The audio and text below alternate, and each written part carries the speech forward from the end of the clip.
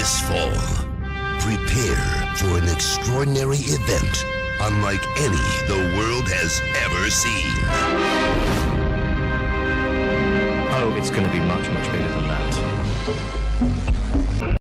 The only people who don't want to disclose the truth are people with something to hide.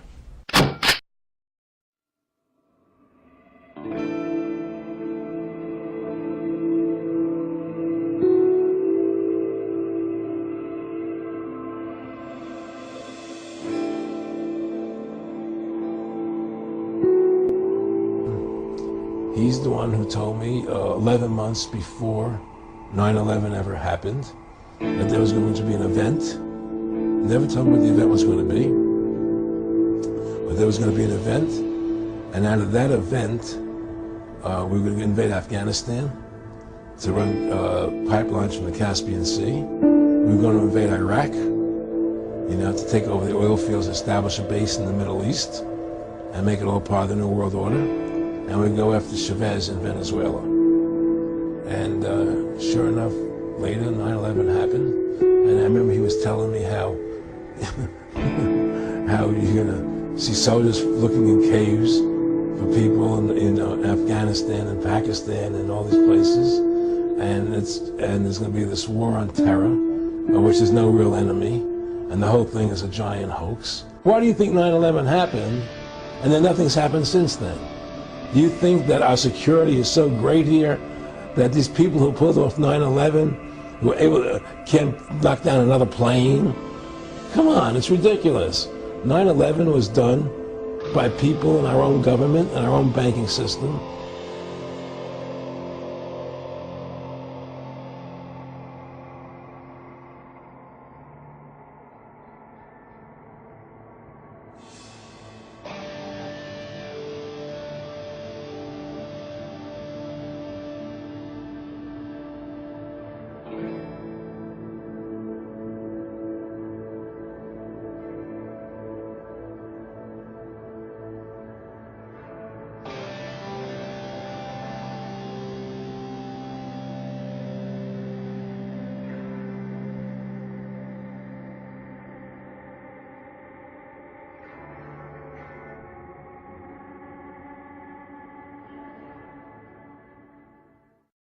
The ultimate goal that these people have in mind is the goal to create a one world government run by the banking industry, run by the bankers, and they're doing it in sections. The European currency, the euro, and the European Constitution is one part of it.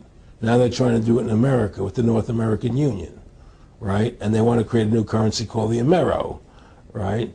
And the whole agenda is to create a one world government where everybody has an RFID chip implanted in them.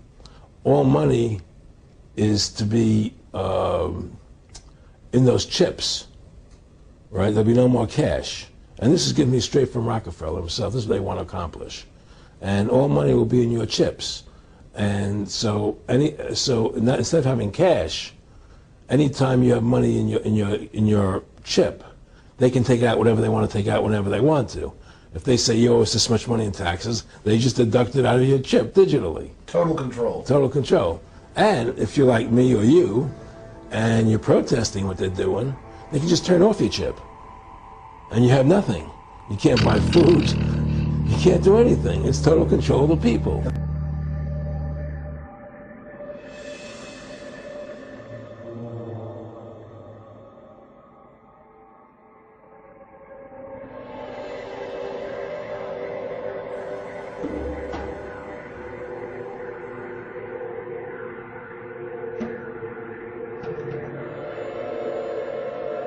What do you think women's liberation was about? And I said, I had pretty conventional thinking about it at that point. I said, I think it's about women having the right to work, getting equal pay with men, just like they won the right to vote, And he started to laugh. He said, you're an idiot. And I said, why am I an idiot? He said, let me tell you what that was about. We, the Rockefellers, funded that. We funded women's lib, And we're the ones who got all over the newspapers and television, the Rockefeller Foundation. He says, and you want to know why? He says, there were two primary reasons. And one reason was we couldn't tax half the population before women's lib. And the second reason was now we get the kids in school at an early age. We can indoctrinate the kids how to think. It breaks up their family. The kids start looking at the state as the family, as the school, as the officials, as their family, not as the parents teaching them. Tell me, said, we, the Rockefeller Foundation, financed that women's lib movement. You want to know why? For two reasons. Half the population wasn't taxable before. And the second reason is now the kids go to our schools at an early age, and we mold them. There's no more family at home to take care of the kids. The state becomes the family now, Aaron. You get it? And that's how this country is working. It's run by evil. It's run by evil forces. And people in this country better wake up to the truth and save this country from what's happening.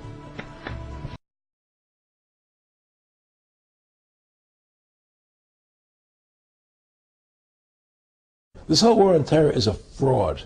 It's a farce. It's very difficult to say it out loud because people are intimidated against saying it. Because if you say it, they want to make you into a nutcase. The fact of the matter happens to be that the whole war on terror is a fraud. It's a farce. Yeah, there's a war going on in Iraq because we invaded Iraq. And people over there fighting, you know. But the war on terror, it's a joke, you know. And until we discover what really happened on 9/11 and who was responsible for 9/11, because that's where the war on terror emanates from. That's where it comes from. I said, what's the point of all this? You have all the money in the world you need. You have all the power you need. What's the point? You know, what's the end goal? And he said the end goal is to get everybody chipped, to control the whole society, to have the bankers, the elite people, you know, the bankers and some government control.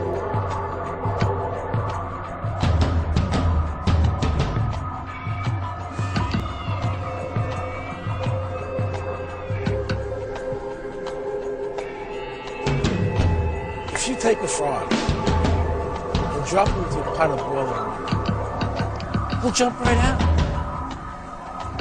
But if you take that same frog and put him in a pot of cold water and slowly turn the heat up, he'll sit in that pot of water, lulled into complacency, until he boils to death. Ladies and gentlemen, we are that frog. And the water's beginning to boil.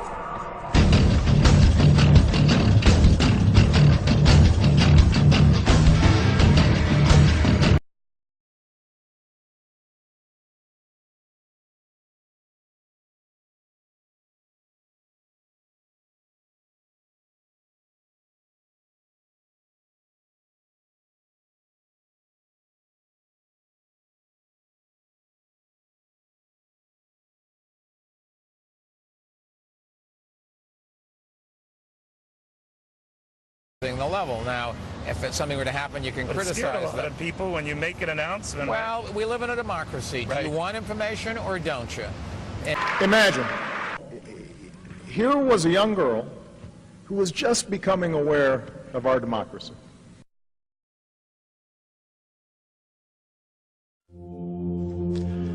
When Benjamin Franklin exited the Constitutional Convention, he was asked by a woman, "Sir, what have you given us?" His immediate response was, "A republic, ma'am, if you can keep it." Yet most Americans today have been persuaded that our nation's governmental system is a democracy and not a republic. Little smiley face, and here it is again. Special for you, special count for you people that don't believe, or do believe but don't understand, and say, well, it's not important. Well, it is important, folks. Imagine, here was a young girl who was just becoming aware of our democracy.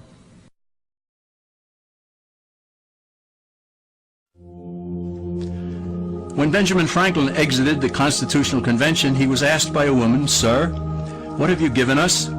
His immediate response was, "A republic, ma'am, if you can keep it." Yet most Americans today have been persuaded that our nation's governmental system is a democracy and not a republic. I want to live up to her expectations. I want our democracy to be as good as Christina imagined it. The difference between these two is essential in understanding Americanism and the American system. Before we discuss political systems, however, it's helpful to address the confusion that has been spread about the political spectrum.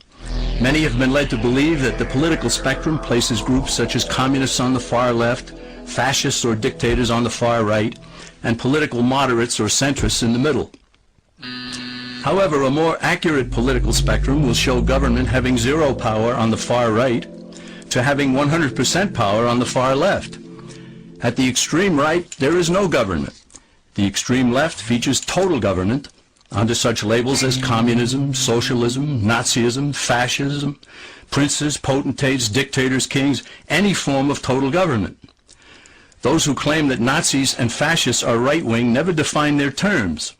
This amounts to spreading confusion. Toward the middle of the political spectrum can be found the type of government limited to its proper role of protecting the rights of the people. That's where the Constitution of the United States is. Those who advocate such a form of government are really constitutional moderates.